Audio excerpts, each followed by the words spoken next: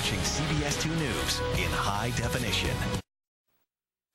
It is touted as the technology of the future. 3D printing can make jewelry, toys, even medical devices. Well, now the technology is being used to create dangerous, even deadly guns, and anyone can do it with a 3D printer. As CBS 2 investigative reporter Tamara Leitner shows us, there is a move now to make it illegal. In his spare time, Travis Laurel, a 30-year-old software engineer, makes gun parts right in his own home. This is how it looks when it comes right off the press. You can simply tear them away and file down the edges a little bit so you get that nice smooth finish. Laurel uses a three-dimensional printer he purchased for $1,300 to make plastic gun parts for a semi-automatic weapon. The parts are printed one layer at a time from the bottom up. The cost is minimal. For this particular part, it runs me about $10 in plastic. While it may be shocking enough you can actually print plastic parts to a gun, Cody Wilson has taken it to a whole new level by printing the entire gun. The 25-year-old Texas law student is the driving force behind the movement to give everyone access to guns.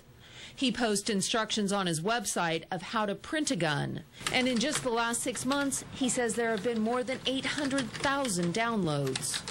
The hard plastic firearm called the Liberator is the world's first entirely printed 3D gun.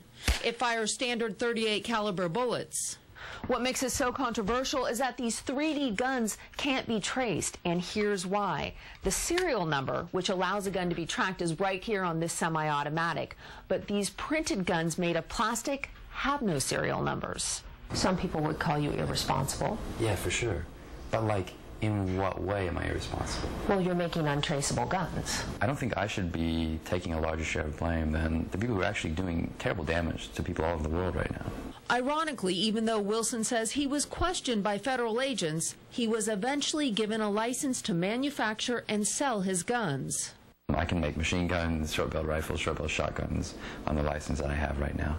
All the kinds of things people worry about when they think about weapons are things that I'm now licensed to make. Very scary. Very scary. David Boehm, a former NYPD officer, worries printed guns will be used by criminals. And we're talking about a firearm that can be made every couple of hours, that's untraceable, that's undetectable, and that can be thrown away, and we would have no idea where it came from or who it belonged to. And some fear 3D printing could make gun control obsolete. But there's an urgency to getting this done, and getting it done now.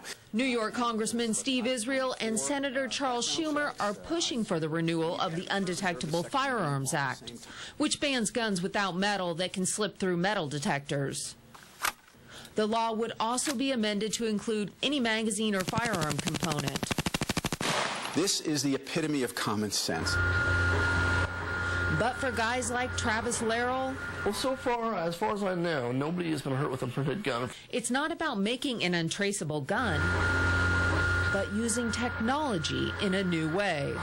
I'm hoping that one day, lots of people will do this. Tamara Leitner, CBS 2 News. And just today, the instructions to make the plastic Liberator handgun was posted online for free. I don't even know what to say. An eye-opener, This is right? really disturbing. It's a whole new level, right? Didn't even consider something like this before. We'll have to follow on the proposed legislation.